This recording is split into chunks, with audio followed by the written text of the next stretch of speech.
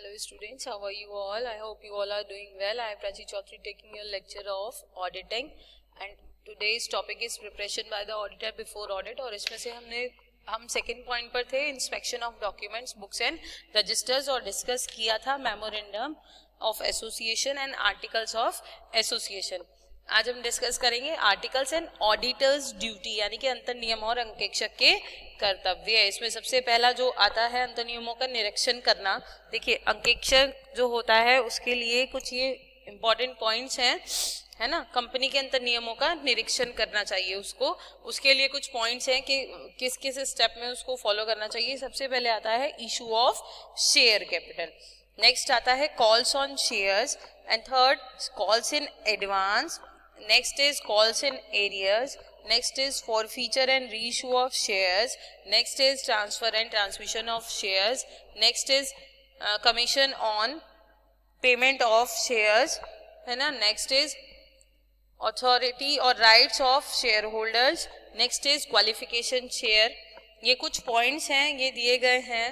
Transmission of shares, payment of commission on shares, right of various classes of shareholders, है ना.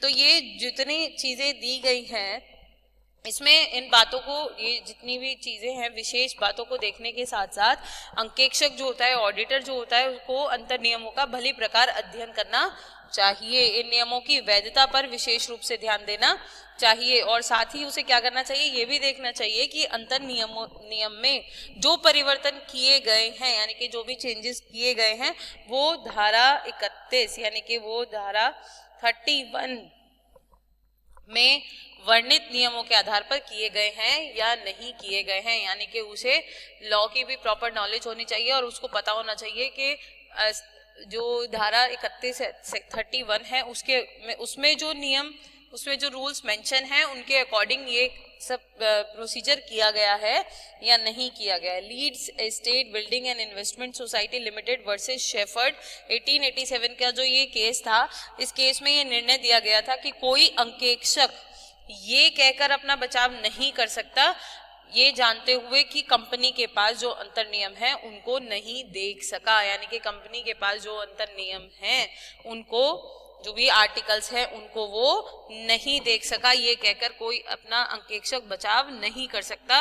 और ये किसके केस को देख के डिसीजन लिया गया था, निर्णय दिया गया था, Leeds estate building and investment society limited versus Shepherd 1887 का ये जो मामला है. ठीक है. इसके बाद नेक्स्ट आता है प्रविवरण यानी कि prospectus. Prospectus matters to be stated and reports to be set out in prospectus are given in section 26 of the Companies Act. A prospectus is issued with the objective of inviting public to purchase the securities of the company. Ordinarily, all matters dealt with above in the articles of association are found in the prospectus. Under section 26, every prospectus issued by or on behalf of a company, by or on behalf of any person who is or has been engaged or interested in the formation of a company shall state that the matters as required under section 26.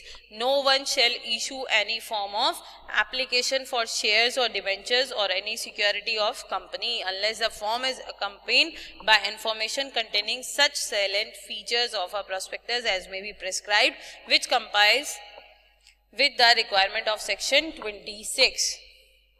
और इसमें भी कुछ prospectus जो है, prospectus और auditors की जो duty हैं वो दी गई हैं. और फर्स्ट है amount of capital to be issued, classification of shares and rights of share holders attached therewith यानी कि निर्गमित होने के लिए पूंजी की रकम, अंशों का विवरण तथा उनसे संबंधित सदस्यों के अधिकार. नेक्स्ट है amount payable on allotment and calls, भिन्न भिन्न प्रकार के अंशों के आवंटन और याचना पर दी जाने वाली रकम. Amount of minimum subscription, particulars of any contract entered into with the vendors for the purchase of business.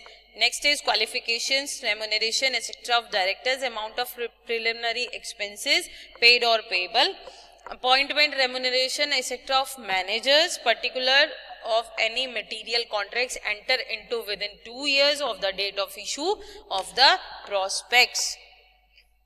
Next आता है हमारा बुक्स एंड रजिस्टर्स, है ना. ये तो डॉक्यूमेंट्स हो गए. अब आता है हमारा बुक्स एंड रजिस्टर्स. तो books and registers, books of accounts and statutory registers भी आप इसको कह सकते हो, books of accounts and statutory registers. तो पहले हम देखेंगे बुक्स, है ना. तो ये बुक्स ऑफ अकाउंट्स जो है ये धारा 209 के यानी कि 209 के अकॉर्डिंग हर एक कंपनी, ये जो नियम अब जो विषय हैं ये जो बता रहे हैं उनको, उनके लिए लेखा पुस्तकें यानी कि अपनी बुक्स रखती है और रखनी चाहिए. व्यवहारों से संबंधित जो पुस्तकें हैं वो हैं उस धन के लिए जो कंपनी ने प्राप्त किए हैं तथा व्यय किए हैं और उन सब मामलों के संबंध में जिनके लिए धन प्राप्त किया गया है या व्यय किया गया है. यानी कि जो भी आप क्या कर रहे हैं, जो भी आपके एक्सपेंसेस हुए हैं और जो भी आपके अर्निंग्स हुई हैं, दोनों का उसमें बुक्स में मेंशन होने चाहिए, है ना. उनके लिए आपको एक बुक मेंटेन करनी ही चाहिए, जो अकाउंट्स मेंटेन करने ही चाहिए, बुक्स ऑफ अकाउंट्स.